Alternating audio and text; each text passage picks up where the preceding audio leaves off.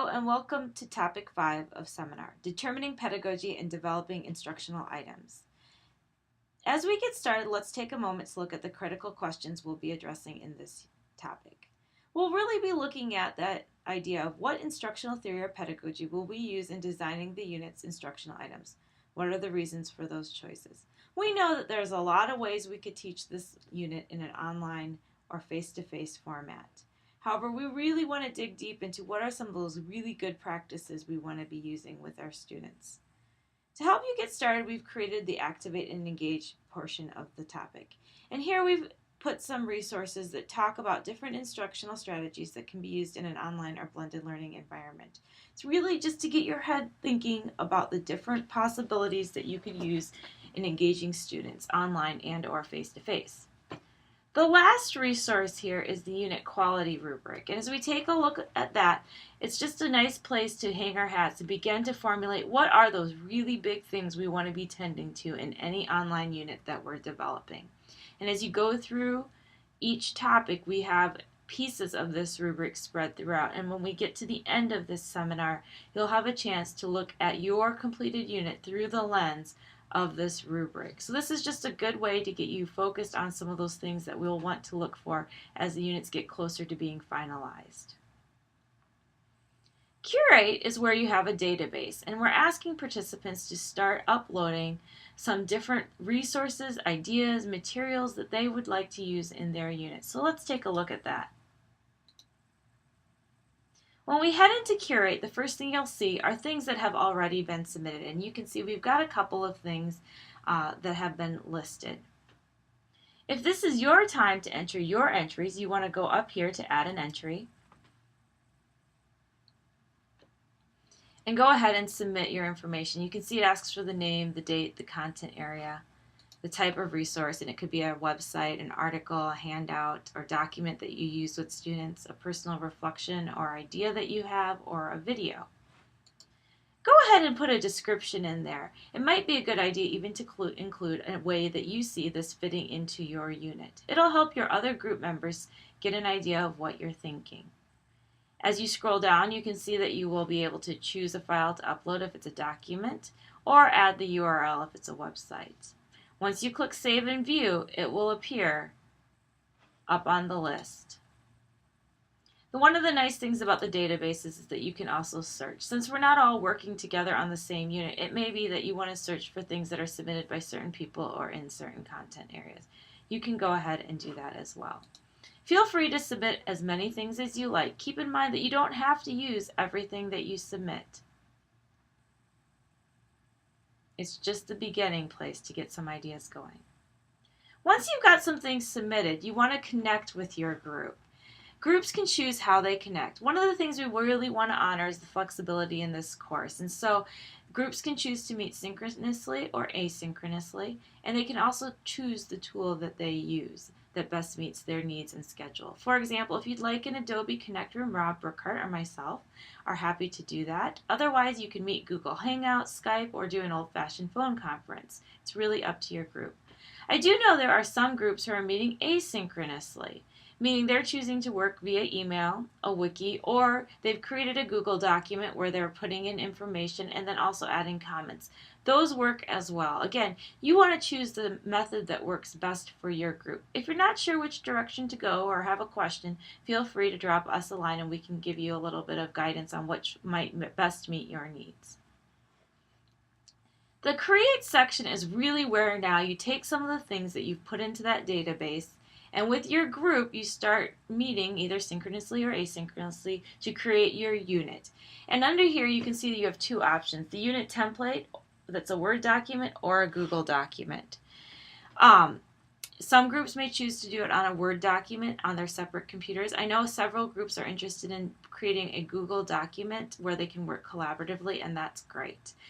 We do have a sample up here. You can see the link to it. However, probably the best thing would be for each group to create their own copy of that Google Doc, just because we have multiple groups working on different projects. So if you all started putting it on the same one, it'd get a little confusing. So go ahead and feel free to copy that and put it into your own Google Doc and get going.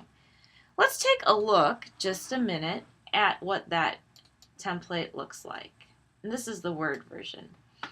The first 2 pages are really the overview of the entire unit, and it gives the teacher information on page 1. So when you're thinking about if you were describing this to a teacher and getting them ready to help implement it in their room, what would you tell them? Things around the context of the unit, what you maybe did before, what you might do after, the length of the unit, materials or things that they'd want to consider. You also want to let them know what are those concepts, skills, or standards that it focuses on so that they can make sure that it's what they're going to need for their students. And then, of course, any additional information that they might need to implement the unit. So here we're talking about the whole unit. On page 2 of the template, we're really getting into student information. So now we're writing stuff, but it's really for students. So if I were introducing this to students, I would want to give them an introduction. So go ahead and drop it in there. Learning goals, again, remember those are written in those student-friendly language that you crafted in topic 3 a couple weeks ago, and then any special instructions that might help them. For example, in one of our seminar ones, I had some guidance about how to use a wiki. So if you need to include technical information about how to contact you, or things like that, that's a great place to drop that into there. And then you would want to give a short unit overview, similar to a syllabus, to help students get grounded in what they're going to be doing as they engage in this blended learning unit. So page 1 and 2 are really focused on the overall unit. As we get into pages 3 and 4, we're going to slim that down and talk about an individual item. So if you think about the different types of things you're going to have students do or engage in as they get ready to take either those formative and summative assessments to show that they've met or exceeded the learning goal, these are those individual packaged items that you're going to create for them to do. And some of them may occur face-to-face and some of them may occur online. So you want to have a name for that item. If you know what type of item, go ahead and drop that in. So if you know if it's going to be a Moodle assignment or a quiz, or if you're going to have them working on a wiki or go through a soft chalk lesson or view a video, all of those are options. So we just want you to select those if you know. But if you're not sure, feel free to leave it blank. And that's where really the instructional designers can kind of come in and say, you know, we looked at what you wrote there. And did you know a video might be the best way to make that come alive and work for students? Let's do that. So go ahead, feel free to leave that blank if you're not sure which tool might be the best. Again, we want to definitely communicate out what the specifics item goal is related to the standard, concept, or skill, materials that the teachers would need for just this one item, and any formative or summative assessments that would come up and any handouts that might be used during that. Also, be sure to include credit. We know that teachers use a lot of things that they've gotten from other ideas. If you can, be sure to include that citation. As we think about sharing this information out with teachers across the state, we'll want to be able to secure permission from anybody we might need to use a piece of their work and or give credit to people. So this first page is about an item that is really focused on telling the teacher what that item is going to be about. Page 2 gets into what are you going to give to students as you introduce this item and as they go through it. So what are you going to tell them as an introduction? What materials would you want to have ready for them? What content are they going to get? Things like that.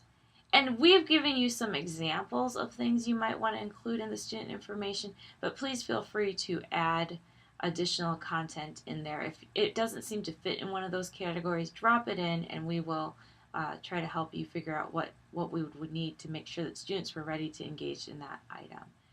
So this is again that item piece, and this is for the student on page 4. Pages 3 and 4 can be replicated as many times as you need. So as we think about a unit, imagine that you might have 20 items that you're having students use. You would repeat pages 3 and 4, for those 20 items, each one, and explaining what they are, how they'll be used, and including what that content would look like. And this is just a great way to lay out that unit so that we can build it into any learning platform that might be using it, Moodle, Canvas, whatever. Finally, we have some additional resources for extended learning. There are a variety of ones talking about online discussions, best practices for online and design. Feel free to go through those. They'll give you some additional ideas of things that you could do with students to increase their online learning opportunities and experiences.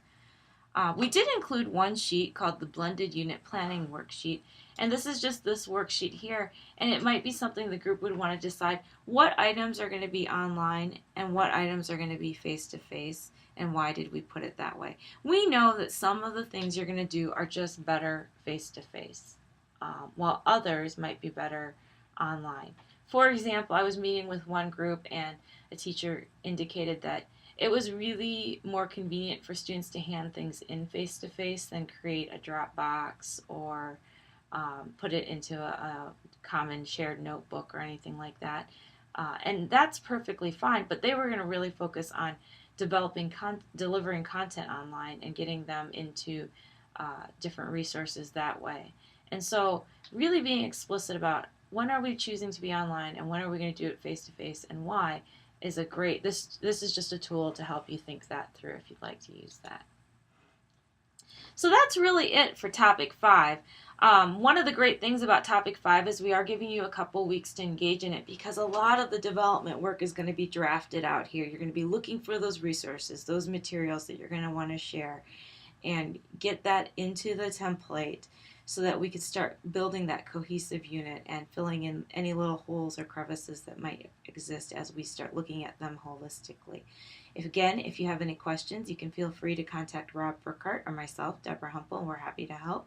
And we're excited to see what you guys put together. So good luck this week. Let us know what we can do, and we will talk to you soon.